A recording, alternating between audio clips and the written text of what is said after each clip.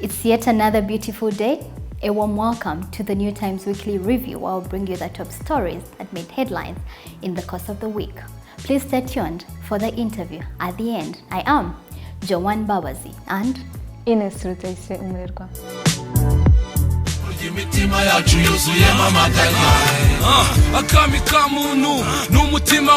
Prison's body speaks out on Jay Poli's passing. A statement released by the Rwanda Correctional Services (RCS) revealed that Jay Poli recently consumed a concoction of aftershave, water, and sugar with other 2 inmates who did not get any effects from it.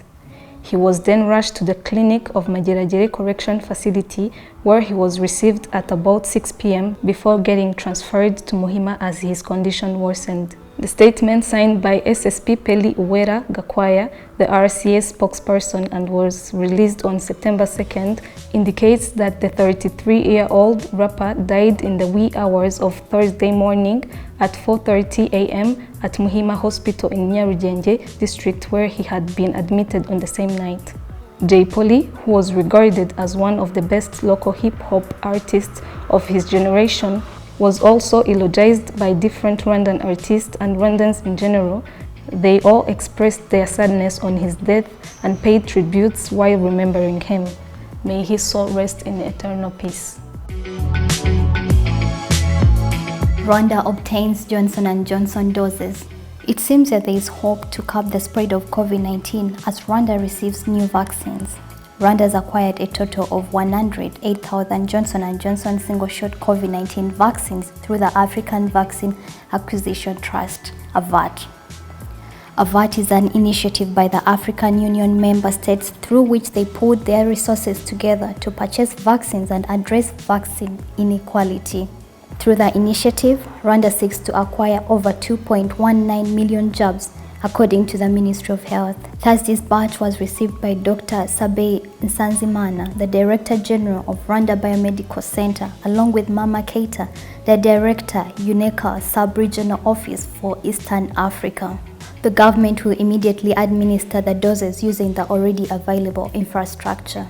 The government plans to vaccinate 60% of its 12.9 million people, or 7.8 million people, by June 2022.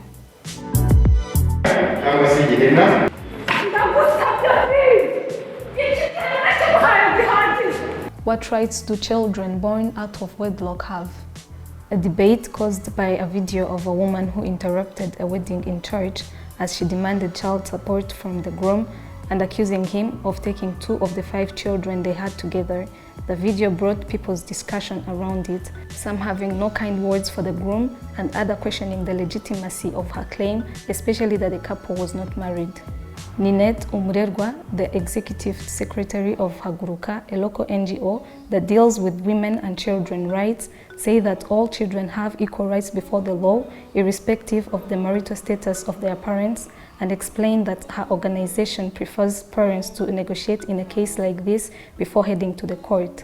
She also mentioned that her organization pays for the DNA test, which is 267,35,000 Rwandan francs or 527,988,000 Rwandan francs if in hurry.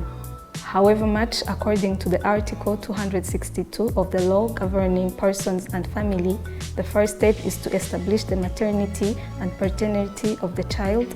The managing partner of Fidelis Law Chambers, Sharif Yusuf Mugabo, said that no dramatic scenes are needed since the law is very clear. The good news is that Articles 263 and 264 of the same law indicate that there is no limit as to when a child born out of wedlock can be recognized by his or her parents. Over 90 register for 2021 Golf Amateur League. The return of the annual golf tournament is here again after not happening because of the pandemic, and 100 golfers registered compared to 120 who competed in 2019. In the tournament, golfers are put in groups that play between each other, and the top ones proceed to the playoffs from which a winning golfer emerges. The return of the tournament is seen as an exciting moment, one of the tournament organizers, Eugene Murenjeka, describes. He expresses confidently that the PMC League that started with no sponsors will get even better in the future after organizers secured sponsorship from Kenya Airways and Britam Insurance Company. The winner of the 3-month league will get a trophy and a jacket. Debates on breastfeeding mothers working from home.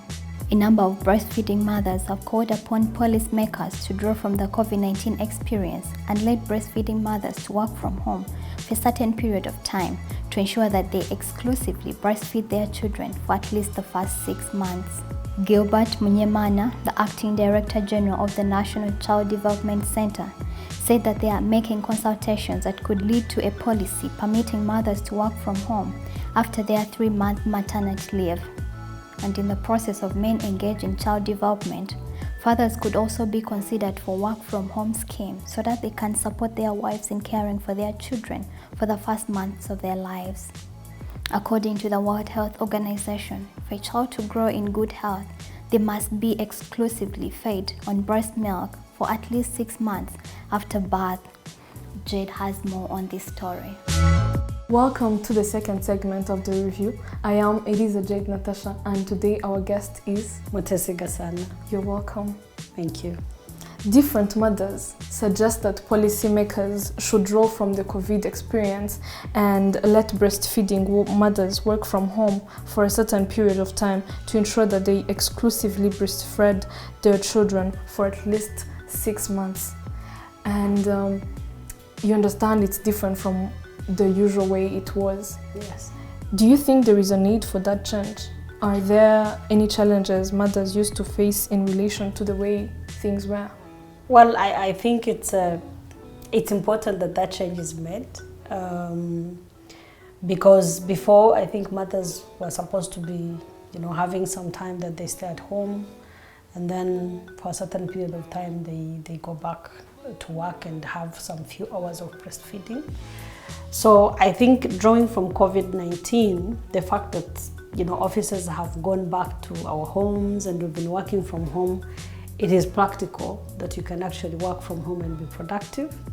And to me, I think that policymakers should draw on that and change the pattern of having mothers to run for 1 or 2 hours to go and breastfeed and come back to the office. So if it changes and they stay at home for the whole 6 months of a period, yes. So how about the other distractions that are at home, especially for mothers? Well, I think it's important that people know that what to call a distraction, because what are the things that are at home? Maybe that mother has other children at home. That mother could have, other family members at home. Yes, they could be like a distraction, but at the same time, the importance of breastfeeding outweighs each one of them, because it is very important that people note that a mother is supposed to breastfeed exclusively for 6 months.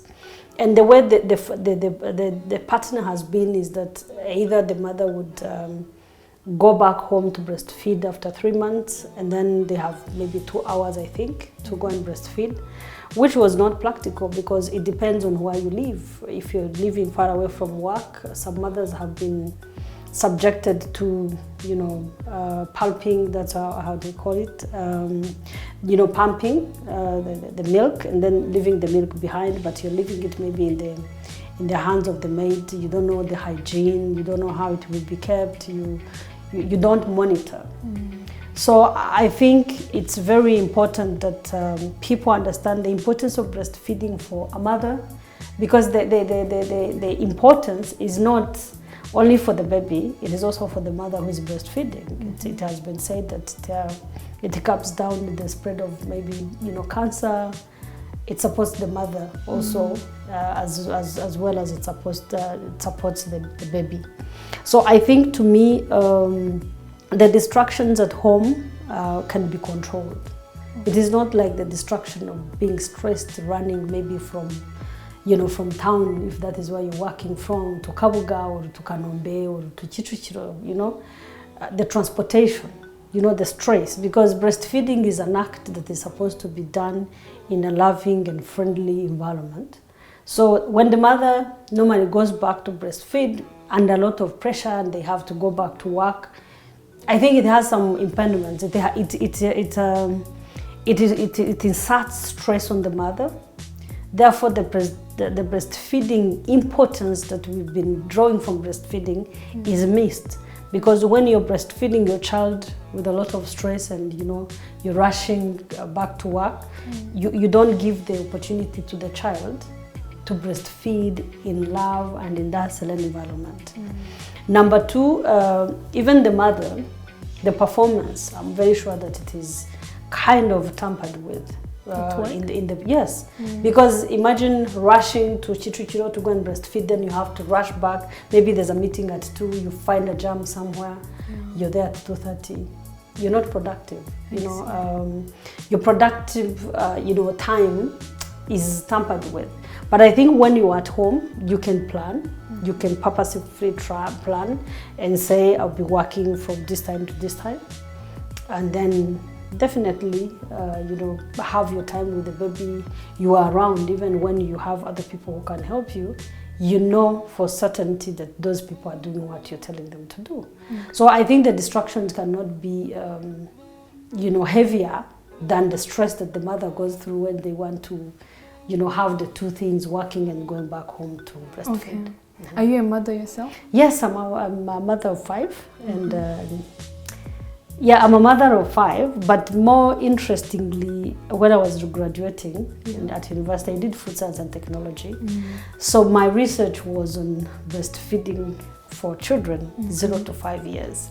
So when you're talking about breastfeeding, I feel like you're talking about my language. Field, So it's important. Breastfeeding is very, very crucial in ways that people might not be able to comprehend, because it even influences on the character of children when they grow up. It has a lot of influence on the persons and the humans we are raising. Okay. Those views are for Omutesi, and she shares them with a lot of more mothers. Stay tuned. Thank you for watching. Please subscribe to our YouTube channel, The New Times Rwanda, and follow us on all our social media platforms. I am Ines Rutaise Umurerwa and Joan Babazi. Have a blessed week ahead.